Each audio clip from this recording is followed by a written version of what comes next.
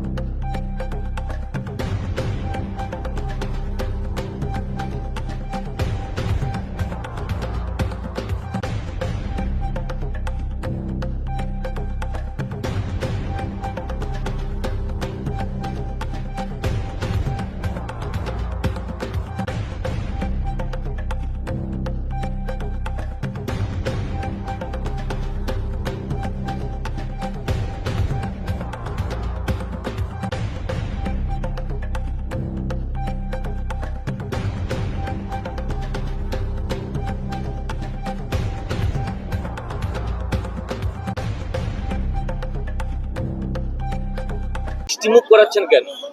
আমাদের সরকার ৩,০০০ টাকা করে দিয়েছে অন্নপূর্ণা ভান্ডার। বিগত সরকার ১,৫০০ করে দিচ্ছিলেন, আমাদের সংসার ঠিক মতন চলছিল না। কিন্তু আমরা এই ৩,০০০ টাকা পেয়ে বাচ্চাদের টিউশনি ফিস দিতে পারছি, আরও সংসার পাতি একটু ভালো করে চালাতে পারছি। আমাদেরকে ভয় দেখিয়ে অনেক কিছু আমাদের সঙ্গে শোষণ করেছে, যাতে বলেছে এই সরকার টাকা দেবে না, এদিকে ভোট দিবেন না। অনেক কিছু আমাদের উপরে জোর জুলুম অত্যাচার অনেক কিছু করেছে।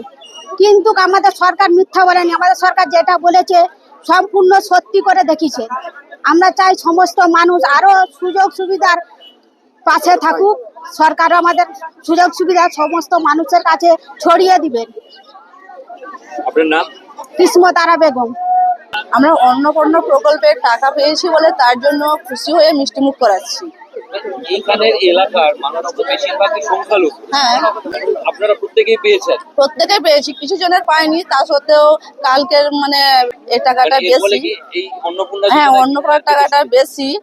সংসারটা ১,৫০০ টাকা খুব সেরকম চলছিল নি। ৩,০০০ টাকা যেহেতু বেশি, আমাদের সংসারটা ভালোভাবে স্বাবলম্বী হতে পারবে। মানে আরো ভালো হ্যাঁ। করতে পারবে। খরচা স্বামীদের ওপরে হাত খরচার কোনো থাকবে না। আপনার নাম?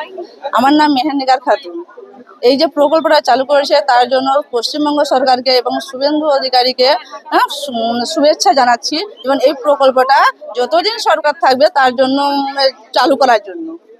আমার তো এই অঞ্চলেই বাড়ি। এখানে প্রায় ১৩টা গ্রামে, সবটা হচ্ছে সংখ্যালঘু পরিবার। এই সংখ্যালঘু মহিলারা আমাদের বলেছিল যে আমরা একটু মিষ্টিমুখ করাবো, আপনারা একটু আসবেন। আমরা বলেছিলাম কারণ কি না, যে আমরা অন্নপূর্ণা যোজনার টাকা পেয়েছি।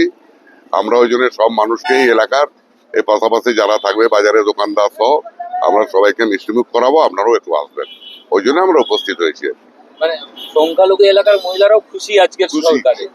খুব খুশি তারা খুব খুশি। প্রায় ৪-৫০০ মহিলা সকাল থেকে ৮টা থেকে এসে অপেক্ষা করছিল এখানে, যে মিষ্টিমুখ করানো, একটু তাদের মধ্যে নিজেদের মধ্যে কথোপকথন করা।